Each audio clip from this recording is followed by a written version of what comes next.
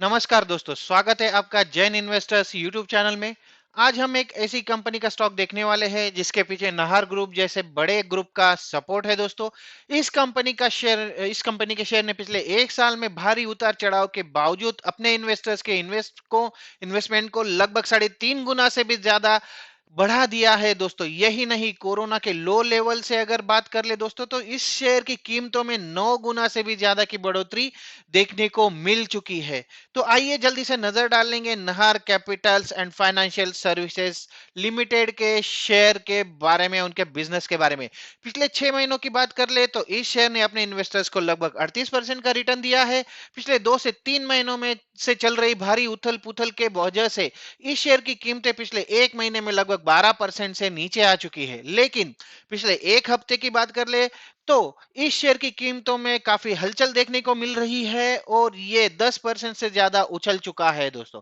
फिलहाल ये शेयर अपने 52 वीक की हाई लेवल से लगभग 58% डाउन ट्रेड कर रहा है और 52 वीक की लो लेवल से लगभग 243% ऊपर ट्रेड कर रहा है दोस्तों।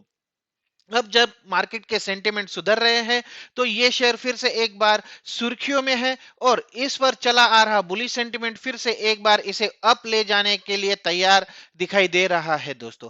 आज हम देखेंगे कंपनी के बिजनेस के बारे में, कंपनी के पास परफॉर्मेंस के बारे में हम बात करेंगे, उसके फाइनेंशियल नंबर्स पर नजर डालेंगे, कंपनी के स्ट्रॉन्ग पॉइंट्स और उसके वीकनेस के बारे में बात कर लेंगे, उसके फ्यूचर प्लान्स, उसके की पॉइंट्स, उसके मेन रीजन देख लेंगे और जानेंगे कि कंपनी के शेयर की जो टारगेट प्राइस है वो कहां पर सेट हो रही है। तो आइए शुरू करते हैं आज का वीडियो। सबसे पहले देखते हैं कंपनी के बिजनेस के बारे में। Nahar capital and financial services limited एक नॉन डिपॉजिट वाली एनबीएफसी है। ये शेयरों, डिबेंचर्स, स्टॉक्स, बॉन्ड और सभी प्रकार की सिक्योरिटी में इन्वेस्ट में डील करने वाली कंपनी है दोस्तों। अगर इसके की पॉइंट्स की बात कर ले तो सबसे बड़ा की पॉइंट यही है कि ये कंपनी नाहर ग्रुप का पार्ट है, नाहर ग्रुप का हिस्सा है दोस्तों। ये कंपनी लुधियाना स्थित नाहर ग्रुप का एक हिस्सा है जो देश के सबसे बड़े और सबसे पुराने कपड़ा समूहों में से एक है, जिसका 6 दशकों से अधिक का इस्टेब्लिश ट्रैक रिकॉर्ड है और इसके ऑपरेशंस को कताई से लेकर परिधान और रिटेल सेल तक वर्टिकली इंटीग्रेट किया गया है। अगर कंपनी क्या क्या सर्विसेज ऑफर करती है इस पर अगर नजर डाल ले तो कंपनी फाइनेंशियल सर्विसेज की एक रेंज प्रदान करती है। जैसे सबसे पहले आती है इन्वेस्टमेंट सर्विसेज या निवेश सेवाएं। इसमें कंपनी सभी प्रकार की वित्तीय सिक्योरिटीज में इन्वेस्ट करती है, जैसे कि equity, bond, debenture, commodity, bank, mutual fund और बहुत सारी सेवाएं। इसके बाद आती है लेंडिंग एक्टिविटीज या फिर जो उधार देने वाली गतिविधियां है उसकी एक्टिविटीज है, उसका नंबर आता है। कंपनी शॉर्ट टर्म के साथ साथ लॉन्ग टर्म यानी लंबी अवधि के लिए भी उधार देने की या लेंडिंग एक्टिविटीज की डील करती है, ये गतिविधियां करती है। इसके बाद थर्ड जो पॉइंट है दोस्तों वो रियल एस्टेट है या अचल संपत्ति का। कंपनी केवल व्यापारिक दृष्टिकोण से रेसिडेंशियल और कमर्शियल लैंड की खरीद और बिक्री के कारोबार में भी डील करती है। ये लैंड डेवलपमेंट और कमर्शियल यूज के लिए बिल्डिंग के कंस्ट्रक्शन से संबंधित सर्विसेज भी प्रोवाइड करती है दोस्तों। आइए अब नजर डाल लेते हैं कंपनी के फाइनेंशियल नंबर्स पर दोस्तों। सबसे पहले नजर डालेंगे कंपनी के मार्केट कैपिटलाइजेशन पर। अगर मार्केट कैप की बात करें तो 734 करोड़ रुपए की कंपनी है। करंट प्राइस जो है 438 रुपए। इसका 52 वीक का हाई जो है 692 रुपए और 52 वीक का लो है 128 रुपए दोस्तों। स्टॉक का पी 3.24 का है और इंडस्ट्री का पी जो है वो 26.3 का है। इस पर हम जरूर बाद में बात करेंगे दोस्तों। साथ ही कंपनी डिविडेंड भी प्रोवाइड करती है और 0.34% का इसका डिविडेंड यील्ड है। उसके साथ अर्निंग पर शेयर की अगर वैल्यू देख ले तो 135 रुपए की है दोस्तों। इसके साथ साथ कंपाउंडेड सेल्स ग्रोथ पर अगर नजर डाले तो पिछले 3 सालों में ये 8% का कंपाउंडेड सेल्स ग्रोथ दिखा रही थी। लेकिन पिछले एक साल में इसके सेल्स में काफी कमी आई है दोस्तों और पिछला एक साल का जो आंकड़ा है वो -34% का है। और ये एक चीज है जो हमें थोड़ी सी कंफ्यूज कर रही है। इसके बाद कंपाउंडेड प्रॉफिट ग्रोथ पर नजर डालेंगे तो 5 साल के लिए 29% का प्रॉफिट ग्रोथ है इसका। 3 साल के लिए 108% का कंपाउंडेड प्रॉफिट ग्रोथ और पिछले एक साल में 271% का प्रॉफिट ग्रोथ दिखाया है कंपनी ने। उसके साथ साथ स्टॉक प्राइस सीएजीआर की बात करें तो काफी शानदार नंबर है यहाँ पर दोस्तों। 10 साल के लिए 26%, 5 साल के लिए 32% का स्टॉक प्राइस सीएजीआर है।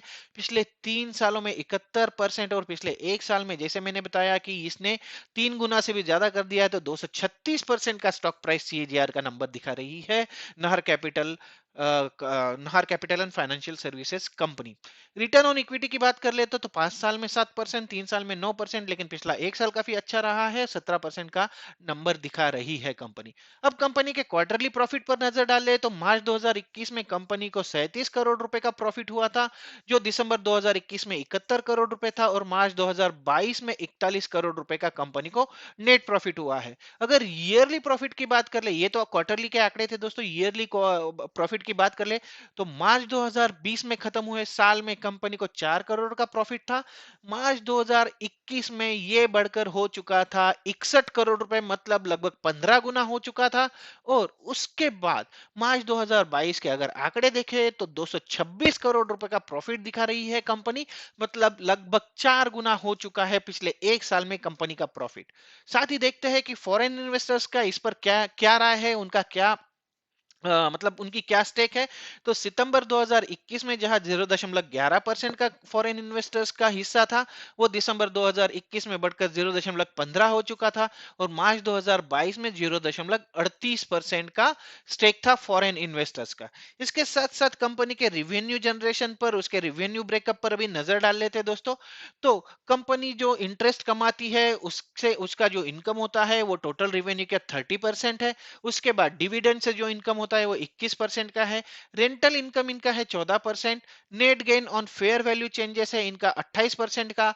और AIF income tax free trading जो करते हैं उसमें इनको 7% का रिवेन्यू जनरेट होता है। ये पिछले एक साल के आंकड़े हैं दोस्तों। आइए अब नजर डालेंगे उन की फैक्टर्स पर जिनको लेकर आगे की स्ट्रेटेजी डिसाइड होती है, कंपनी के शेयर की प्राइस पर उसका असर होता है, और फ्यूचर कंपनी के शेयर की फ्यूचर प्राइस और टारगेट प्राइस डिसाइड होती है। सबसे पहले हम पॉजिटिव बातों को जान लेंगे।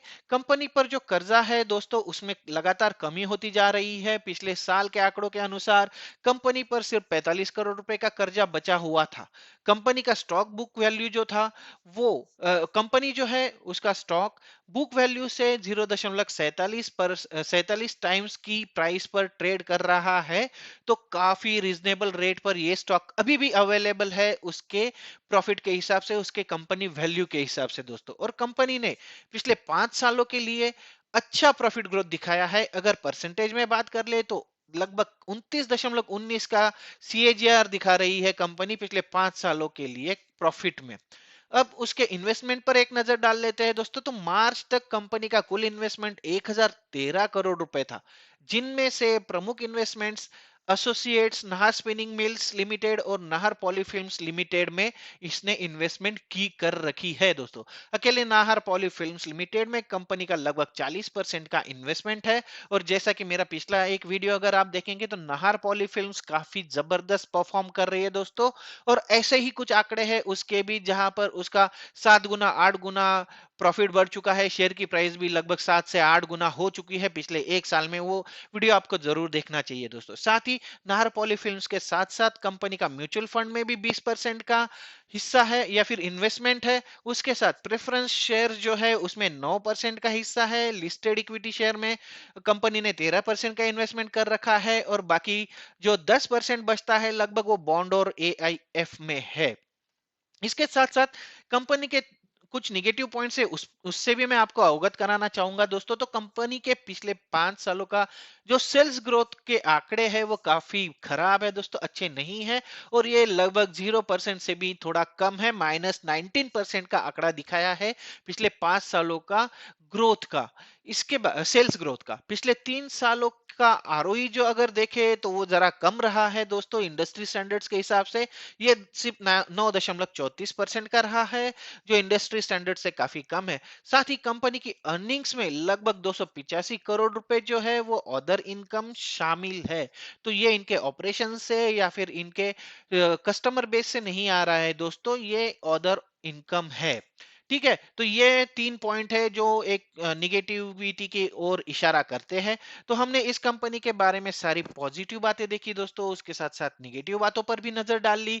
साथ ही देखा कि कंपनी की फ्यूचर स्ट्रेटजी कैसी है, उसके क्या इन्वेस्टमेंट है, वहाँ से उनको कितना इनकम हो रहा है। ओवरऑल इस शेयर पर जो बुलिश सेंटीमेंट बना हुआ था, वो पिछले कुछ समय में ज़रूर कम हुआ है और डाउन आ चुका है शेयर, लेकिन फिर से पिछले 1 हफ्ते की बात कर ले तो इसमें सुधार होता हुआ दिख रहा है दोस्तों। और कंपनी के कुछ प्लान्स है जो इसको हेल्प करने वाले हैं। टारगेट प्राइस देखने से पहले एक बात, जैसा कि मैंने पहले भी बताया दोस्तों, एक बात मैं आपको जरूर बताना चाहूंगा कि कंपनी का पी रेशियो 3.24 का है और इंडस्ट्री का पी रेशियो लगभग 26 का है दोस्तों। अगर इस हिसाब से देख ले तो टेक्निकली कंपनी का जो शेयर है वो बहुत ज्यादा रिजनेबल प्राइस पर अवेलेबल है। इसके साथ साथ कंपनी के पीछे नाहर ग्रुप जैसे पुराने और भरोसेमंद ग्रुप का नाम जुड़ा हुआ है। तो इन्वेस्टमेंट के हिसाब से ये थोड़ा सा सिक्योर कंपनी मानी जा सकती है दोस्तों। अगर कंपनी को फ्यूचर में कुछ प्रॉब्लम भी आती है तो हो सकता है कि इसका पेरेंट ग्रुप जो नाहर ग्रुप है उसके सपोर्ट से ये कंपनी इस मुश्किल से बाहर आ जाए। इसलिए अगर आप लॉन्ग टर्म के हिसाब से इन्वेस्ट करना चाहते हैं तो ये कंपनी एक अच्छा ऑप्शन साबित हो सकती है। अगर सारे फैक्टर्स को कंसीडर कर ले दोस्तों, तो अगले 3 से 6 महीनों में इस कंपनी के शेयर में लगभग 25% या 30% की बढ़ोतरी देखी जा सकती है और शेयर की जो प्राइस है वो 500 क्रॉस करके 550 की लेवल तक छू सकती है। 500 से 550 तक ये जा सकती है दोस्तों। तो ये था नाहर कैपिटल लिमिटेड कंपनी के शेयर का फुल एनालिसिस। आशा करता हूं कि ये वीडियो आपको पसंद आएगा और आपकी हेल्प करेगा आगे की स्ट्रेटेजी डिसाइड करने के लिए। तो आज के वीडियो में बस इतना ही। मिलते हैं अगले वीडियो में एक नए शेयर के साथ, एक नई जानकारी के साथ। तब तक के लिए नमस्कार दोस्तों।